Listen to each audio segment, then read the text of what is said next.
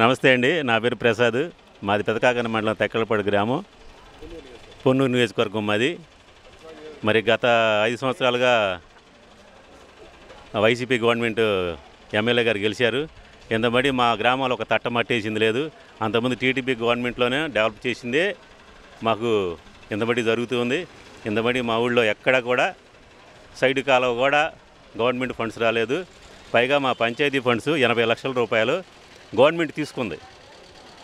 Panchayat funds మా గ్రామంలో ఏమైనా చిన్న చిన్న సిమెంట్ రోడ్లు గందుల్లో పెండింగ్ ఉన్నాయి వేసుకోవాలనుకున్నాం, కానీ అది మేము వేసుకోలేకపోతున్నాము. ఈసారి తప్పనిసరిగా మా నరేంద్ర గారిని అత్యధిక మెజార్టీతో గెలిపించాలని మేం కాదు, పొన్నూరు నియోజకవర్గం మొత్తం అనుకుంటుంది. ఈసారి కంపల్సరీగా నరేంద్ర గారు మినిమం 25,000 మెజార్టీతో గెలుస్తాడని మేమందరం ఎక్స్పెక్ట్ చేస్తున్నాం. పెమసాని చంద్రశేఖర్ గారు ఆయన చిన్నప్పటి నుంచి రైతు కుటుంబంలో పుట్టాడని చాలా మీటింగుల్లో చెప్పాడండి. కష్టం అంటే ఏం తెలుసు. ఆయనకి కష్టపడి చదువుకున్నాడు, చదువుకుని విదేశాలకు పోయాడు, సక్సెస్ అయ్యాడు. కొంత నా పుట్టిన ఊరికి కానీ నా నియోజకవర్గాన్ని చేయాలనే ఉద్దేశంతో ఆయన మరి నిలబడ్డాడు. ఆయన 100% సక్సెస్ అవుతాడని మేము అనుకుంటున్నాం.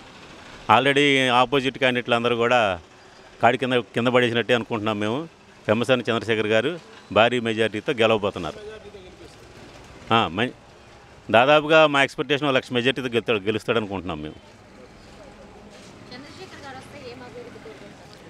మా ఊళ్ళో చంద్రశేఖర్ గారు అనుచరులు మొన్న మీటింగ్కి వచ్చిన రోజు అడిగారండి, మీ ఊళ్ళో ఏమేమి సమస్యలు ఉన్నాయంటే మేము ఒకటి చెప్పాం. డ్రైనేజ్ సమస్యల వల్ల మాకు దోమలు విపరీతంగా పెరుగుతున్నాయి. అండర్గ్రౌండ్ డ్రైనేజ్ మాకు కావాలని కోరాం మేము. వాళ్ళ బ్యాచ్లు, వాళ్ళ బృందం ఉంటుంది కదా, వాళ్ళలో మీ ఊరి సమస్యలు ఏంది ఆ టీం వాళ్ళు అడిగారు. అడిగితే మేము చెప్పాం, ఏమంటే మాకు డ్రైనేజ్ కావాలి, ముందు డ్రైనేజ్ కావాలి, డ్రైనేజ్ కంపల్సరీ మాకు ఊరికి చేసి పెట్టనన్నాము, చేస్తానన్నారు. అది ఎంప్లాయ్మెంట్ అంటే టీడీపీ వస్తే ఎంప్లాయ్మెంట్ వస్తుందని మేము అనుకుంటున్నాం. కొంతవరకు ఫుల్ఫిల్ అవుతుందిగా. ఇప్పుడు రాజధాని ఉందండి, రాజధాని డెవలప్ అయితే చంద్రబాబు నాయుడు గారు ఒక రాజధాని ఐటీ సెక్టారు, మరి హౌసింగ్ సెక్టారు అన్నీ నవనగరాలని పెట్టాడు. మరి కరోనా టైంలో మనం హైదరాబాద్ పోతే హైదరాబాద్లో మన అంబులెన్స్లు కూడా పానీయకుండా అప్పుడు తెలంగాణ గవర్నమెంట్ చేసింది. అదే మన రాజధాని డెవలప్ అయి ఉంటే ఇక్కడ చాలా హాస్పిటల్స్ వచ్చినాయి అనుకోండి, మన పేషెంట్స్ అందరికీ, మన ప్రజలకందరూ ఇక్కడ వైద్యం చేసుకునే వాళ్ళంగా. ఇప్పుడు ఎంత దారుణమైన పరిస్థితుల్లో అక్కడ తెలంగాణ టోల్గేట్ దగ్గర ఆపేసి చాలామంది చనిపోయారు. చాలామంది రికమెండేషన్లు ఉపయోగించుకొని తెలంగాణ వెళ్ళి చేయించుకున్నారు. మన ఆ దౌర్భాగ్యం నుంచి మనం బయటపడాలంటే మన టీడీపీ గవర్నమెంట్ గెలిపించుకోవాలి. ఇక్కడ రాజధాని డెవలప్ చేసుకుంటే అన్ని ఫెసిలిటీస్ మనకు వస్తాయి. మన ప్రజలకి అటు కుప్పం నుంచి ఇటు ఇచ్చాపురం వరకు మనకు అందుబాటులో ఉంటుంది. అందుబాటులో ఉంటే అందరికీ సమానమైన దూరం ఉంటుంది. ఈ డెవలప్ చేసుకుంటే ఏమైనా మనం ప్రజలకు వైద్యం కానీ, ఎంప్లాయ్మెంట్ కానీ, ఈ కమర్షియల్ కానీ ఏదైనా మన రాజధాని డెవలప్ అయితే మన ఆంధ్రాకి అది ప్లస్ పాయింట్. ప్లస్ పోలవరం, రైతులకు కావాల్సింది పోలవరం ఇస్తే రాయలసీమ నీళ్ళు ఇస్తారని చంద్రబాబు నాయుడు గారు చెప్పారు. పోలవరం, రాజధాని ఈ 2 కంప్లీట్ అయితే మన రాష్ట్రానికి చాలా వరకు డెవలప్ అవడానికి అవకాశం ఉంది. ప్లస్ ఐటీ, చంద్రబాబు నాయుడు గారు వస్తే ఐటీ డెవలప్ చేస్తాడని చాలామంది యూత్, అంతకుముందు జగన్మోహన్ రెడ్డి గారు ప్రతి యూనివర్సిటీ తిరిగి క్యాన్వస్ చేశారు, ప్రత్యేక హోదా వస్తే మీ అందరికి ఎంప్లాయ్మెంట్ వస్తుంది. అప్పుడు యూత్ అంతా అట్రాక్ట్ అయ్యారు ఆయనకి. ఒక ఛాన్స్ ఇస్తే నేను ప్రత్యేక హోదా తెస్తాను, మీకు డెవలప్ చేస్తాను, ఉద్యోగాలు ఇస్తాను. 5 సంవత్సరాలు అయినా కానీ ఎంప్లాయ్మెంట్ లేదు. ఉన్న పరిశ్రమలు కూడా వెళ్ళిపోయినాయి చాలా మన స్టేట్ నుంచి. వెళ్ళిపోతే ఏముంది ఎంప్లాయ్మెంట్ ఏది? ఇప్పుడు చదువుకున్న పిల్లలు, ఇంజనీరింగ్ పిల్లలు బొచ్చిన మంది కాలేజీ నుంచి బయటకు వస్తున్నా కానీ వాళ్ళకి ఉద్యోగాలు లేవు. ఏం చేయాలి వాళ్ళు? ఇప్పుడు మరి కార్మికులు ఉన్నారు, ఏది టాపీ మేస్త్రులు కానీ, ఒక కన్స్ట్రక్షన్ జరిగితే చాలామంది బతుకుతారు. టాపీ మేస్త్రి బతుకుతాడు, పెయింట్ వాళ్ళు బతుకుతారు, ప్లంబర్ బతుకుతాడు. దాదాపు 7-8 మంది శ్రామికులు అంతమంది దాని మీద బతుకుతారనమాట. అట్లాంటి మరి రాజధాని డెవలప్ అయితే కనుక ఇవన్నీ మనకు వచ్చాయి.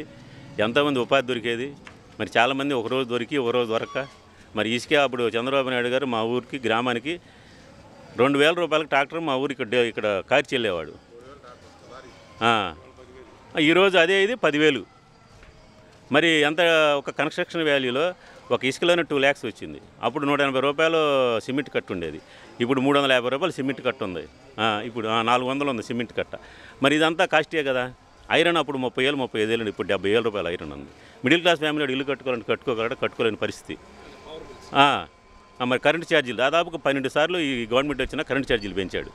అప్పుడు మాకు పోయిన నెల నాకు 192 యూనిట్లు యూనిట్లు వస్తే దాదాపు 1100 రూపాయల బిల్లు వచ్చింది. అదే 192 యూనిట్లకి అంతకుముందు 500, 600 వచ్చేది. డబుల్ అయిపోయిందన్నమాట కరెంటు బిల్లు. మరి దానివల్ల నీకేంటి 300 యూనిట్లు వస్తేనే లోపు వస్తేనే పెన్షన్ ఉంటుంది అంటున్నారు.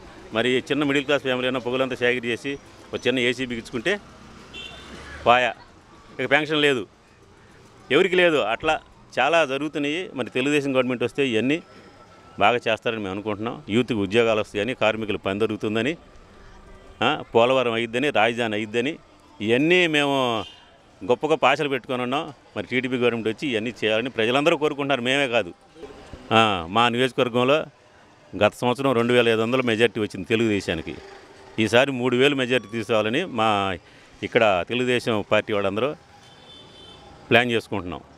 ఖచ్చితంగా పెమ్మసాని చంద్రశేఖర్ గారు, ధూళిపాల నరేంద్ర గారు 100% మెజార్టీతో గెలుస్తారని. మా ధూళిపాలకైతే 25,000 మేము అనుకుంటున్నాం, పెమ్మసాని గారికి 1 లక్ష అనుకుంటున్నాం. తప్పకుండా గెలుస్తారని మేము ఎక్స్పెక్ట్ చేస్తున్నాం. 100% అది.